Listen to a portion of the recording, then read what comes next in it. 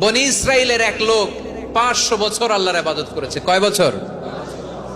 কোথায় জানেন? সাগরের মাঝখানে এক পাহাড়, ওই পাহাড়ের উপরে বসে 500 বছর টানা আল্লাহর ইবাদত। দিনে আর রাতে একবার করে নিচে নামতেন। সেখানে আল্লাহ তাআলা পাথরের ভেতর থেকে তার জন্য মিঠা পানির ব্যবস্থা করে দিয়েছেন, আর একটা ডালিম গাছের ব্যবস্থা করে দিয়েছেন। সকালে নামলে একটা টসটসে ডালিম, রাতে নামলে টসটসে ডালিম। এগুলো খেয়ে খেয়ে 500 বছর সে আল্লাহর ইবাদত করেছে। আর সে আল্লাহর কাছে বলেছে, আল্লাহ আমি যখন মারা যাব সেজদারত অবস্থায় যেন মারা যাই।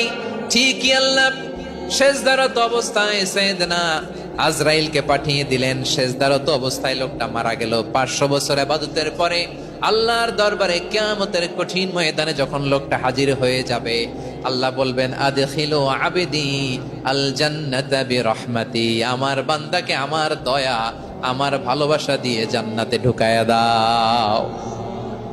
500 বছর ইবাদত করছে তো আমার দয়ায় আমার বান্দারে জান্নাত দাও। এই বান্দা বলে, বালবি আমালি, আল্লাহ তোমার দয়া লাগবে কেন?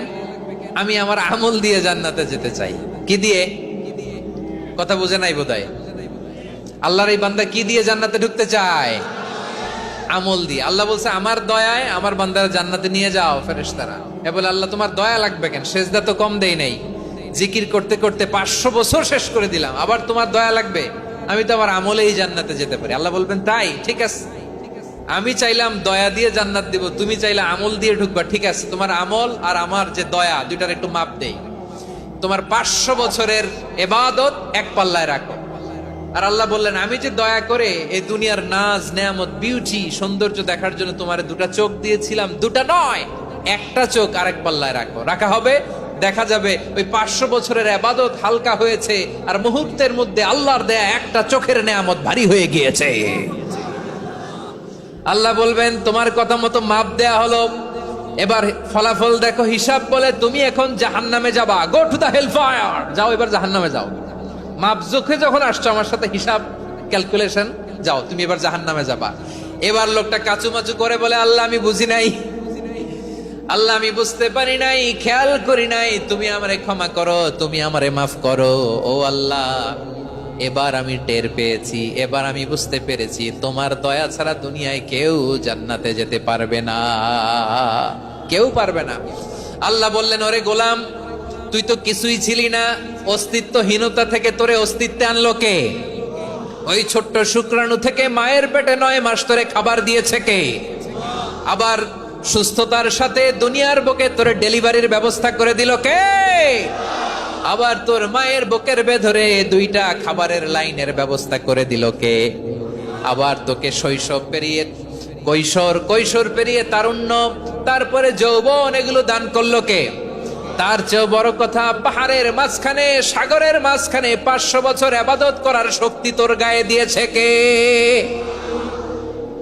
এই সাগরের মধ্যে লোনা পানি, লবণের পানি মুখে দেয়া যায় না, সেখান থেকে আমি পাহাড়ের ভেতর থেকে মিঠা পানির ব্যবস্থা করে দিলাম। ওই জায়গায় তোরে রিজিকের বন্দোবস্ত করলো কে?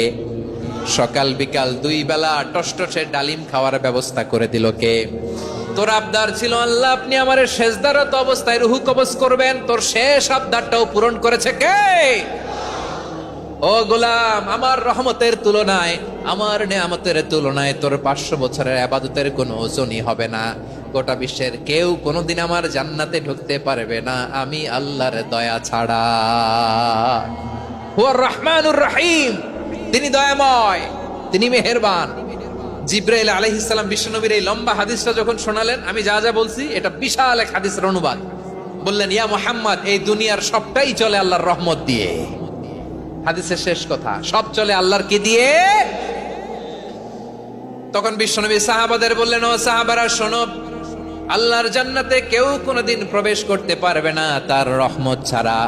সাহাবারা বললেন, ইয়া রাসূলুল্লাহ, আপনিও না, আপনিও কি আল্লাহর রহমত ছাড়া প্রবেশ করতে পারবেন না? বিশ্বনবী বললেন, না আমিও না, আমি বিশ্বনবীও আল্লাহর জান্নাতে আল্লাহর রহমত ছাড়া ঢুকতে পারবে না। তবে কিয়ামতের দিন আল্লাহর রহমত আমার চারদিকে বেষ্টনী দিয়ে থাকবে। আল্লাহ নিজের পরিচয় দিয়ে বললেন, আলিমুল গায়বি ওয়াশ শাহাদাতি হুয়ার রহমানুর রহিম, আমি হলাম রহমান, আমি রাহিম। আল্লাহরে চিনছেন? ওবারখালীর ভাইয়ের, আপনার রবকে চিনতে পারতেছেন? তিনি দয়ার সাগর, তিনি মায়ার সাগর। তার দয়ার সাগর যে কত বড় আপনার কল্পনাতেও নাই।